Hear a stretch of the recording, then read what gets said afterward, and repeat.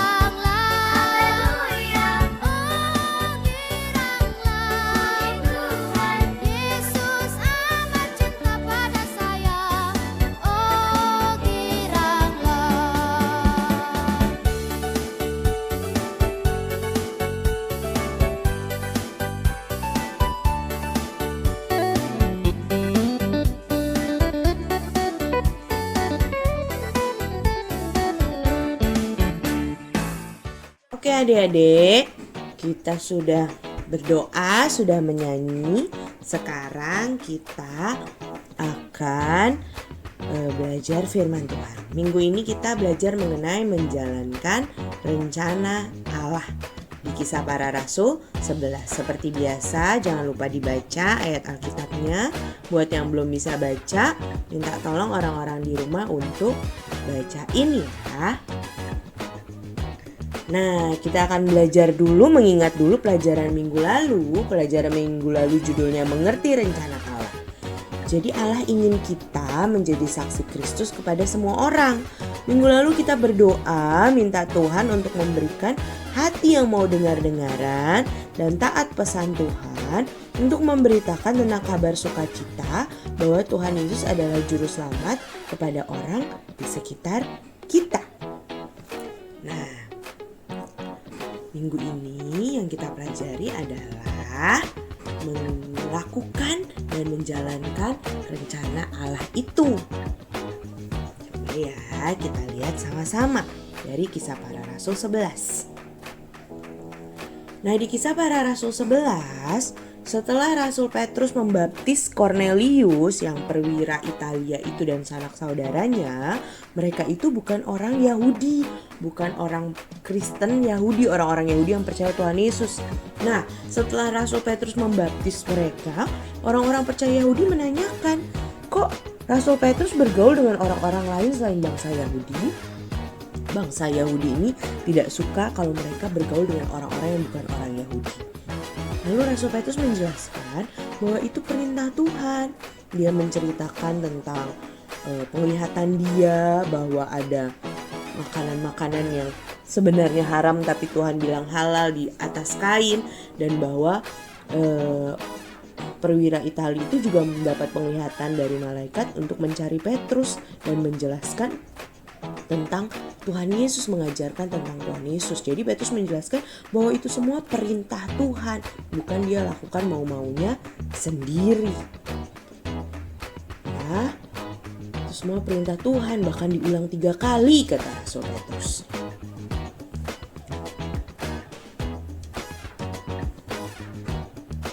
Lalu setelah mereka mendengarkan bahwa itu perintah Tuhan, dan Rasul Petrus menjelaskan bahwa itu semua adalah perintah Tuhan, baru deh mereka mengerti, oh ternyata itu perintah Tuhan. Lalu di Kisah Para Rasul 11 ayat 18 mengatakan, ketika mereka, orang-orang percaya Yahudi itu mendengar hal itu, mereka menjadi tenang, lalu memuliakan Allah katanya. Jadi kepada bangsa-bangsa lain juga Allah mengaruniakan pertobatan yang memimpin kepada hidup. Jadi keselamatan bukan hanya untuk orang Israel, bukan hanya untuk orang Yahudi, tapi untuk semua bangsa, dan Allah menginginkan hal tersebut. Dia berpesan kepada Petrus. Nah, yang kalian sudah dengar di cerita sebelumnya bahwa ada seorang namanya Stefanus yang percaya Tuhan Yesus. Dia dibunuh karena dia percaya Tuhan Yesus. Dia dibunuh oleh orang-orang Yahudi yang tidak percaya Tuhan Yesus. Lalu karena adanya pembunuhan itu, orang-orang percaya kepada Tuhan Yesus akhirnya pergi dari Yerusalem. Mereka pergi sampai ke Antioquia, ke Fenisia dan Siprus. Nah, karena mereka pindah ke sana, mereka terus menceritakan Injil atau kabar sukacita itu tentang Yesus adalah Tuhan kepada orang-orang di sana. Awalnya mereka menceritakan hanya kepada orang-orang Yahudi saja. Tapi ada beberapa di antara mereka yang ternyata bisa berbahasa Yunani, dan mereka juga menceritakan kabar gembira itu kepada orang Yunani juga. Jadi seperti maunya Tuhan, kabar keselamatan bukan hanya kepada orang Yahudi, tapi kalau sebelumnya Petrus sudah menceritakan kepada orang Itali yang perwira Cornelius itu, sekarang juga diceritakan kepada orang-orang Yunani di Antioquia. Jadi banyak orang percaya yang ke sana dan mulai menceritakan. Jadi kabar keselamatan juga tersebar sampai ke Antioquia. Nah, karena kabar keselamatan sampai ke Antioquia, lalu orang-orang yang percaya yang ada di Yerusalem, jemaat-jemaat yang ada di Yerusalem mendengar hal tersebut. Oh, ternyata kabar keselamatan sudah sampai ke Antioquia. Kan sebelumnya Petrus sudah bilang nih kalau Tuhan itu, Allah itu ingin kabar keselamatan bukan hanya buat orang Yahudi. Akhirnya karena mengetahui hal itu, jemaat di Yerusalem mengutus seseorang yang bernama Barnabas, yang akhirnya mengajak Saulus atau yang akan disebut Paulus untuk mengajar orang-orang di Antioquia. Saulus ini dulunya membenci orang Kristen, membunuh pengikut-pengikut Kristus, setuju akan pembunuhan tersebut. Tapi semenjak dia bertemu Tuhan Yesus secara pribadi, dia pun ikut menceritakan tentang kabar keselamatan itu. Jadi Barnabas dan Paulus mengajar orang-orang di Antiokhia tentang Tuhan Yesus, tentang kabar keselamatan. Dan di Antiokhia itulah pertama kali murid-murid disebut sebagai Kristen atau pengikut Kristus.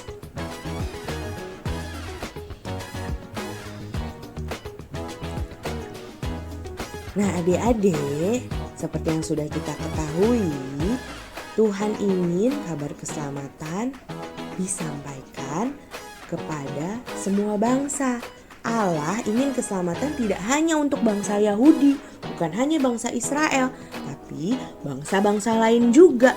Yuk kita mencontoh Petrus, Barnabas, dan Paulus yang menyebarkan kabar keselamatan pada bangsa-bangsa lain. Juga jemaat di Yerusalem yang setuju mengutus Barnabas untuk menyebarkan kabar keselamatan tersebut. Tapi gimana ya? Kita kan masih kecil ya. Kalian kan belum bisa pergi-pergi ke luar negeri ya. Padahal harusnya kabar keselamatan itu diceritakan katanya kepada bangsa lain. Terus gimana dong Kak? Masa aku harus pergi ke luar negeri dulu? Kira-kira kamu bisa menceritakan kabar keselamatan oleh Tuhan Yesus ini ke siapa saja? Menurut kamu siapa saja? Gak harus ke luar negeri loh. Bisa ke orang-orang di sekitarmu, ke orang di rumahmu, ke guru-guru di sekolah, teman-teman. Ceritain. Tahu gak? Aku punya Tuhan yang namanya Tuhan Yesus. Dia istimewa karena dia menyelamatkanku. Dia menebus aku dari dosa, sehingga aku yang berdosa ini bisa masuk surga karena dosaku sudah ditebus oleh Tuhan Yesus. Kita harus menceritakan kabar sukacita ini. Ya, ayo adik-adik, kita menceritakan kabar sukacita ini ke orang-orang di sekitar kita. Menceritakan kabar keselamatan oleh Tuhan Yesus. Mari kita berdoa. Tuhan Yesus, terima kasih buat kesempatan kami belajar mengenai menjalankan rencana Allah. Minggu lalu kami sudah belajar untuk mengerti rencana Allah, bahwa Allah ingin keselamatan yang dari Tuhan, keselamatan dan penebusan dosa oleh Tuhan Yesus disebarkan ke orang-orang. Mampukan kami untuk mencontoh jemaat di Yerusalem, Petrus, Barnabas, dan Paulus untuk menceritakan kabar sukacita ini bahwa Tuhan Yesus adalah juru selamat pada orang-orang di sekitar kami. Mungkin kami belum bisa menceritakan ke bangsa-bangsa lain seperti Petrus, Barnabas, dan Paulus. Tapi Tuhan tolong kami untuk menceritakan ke orang-orang di sekitar kami. Sehingga kabar sukacita bahwa Engkau Tuhan Yesus adalah satu-satunya juru selamat yang hidup dapat tersampaikan kepada orang-orang di sekitar kami. Terima kasih Tuhan Yesus buat pembelajaran firman Tuhan minggu ini. Pertemukan kami kembali minggu depan di pembelajaran selanjutnya. Tuhan memberkati anak-anak sekolah minggu sepanjang minggu ini. Sehat, bersukacita, diberkati, pintar, terus memberitakan tentang Tuhan. Berkati juga keluarga kami. Di dalam nama Tuhan Yesus, kami berdoa dan mengucap syukur. Segala pujian, hormat, kemuliaan hanya bagi Tuhan. Haleluya, amin. Oke adik-adik, terima kasih buat pertemuan minggu ini. Ketemu lagi ya di minggu selanjutnya. Tuhan Yesus memberkati kita semua. Bye-bye. God bless you.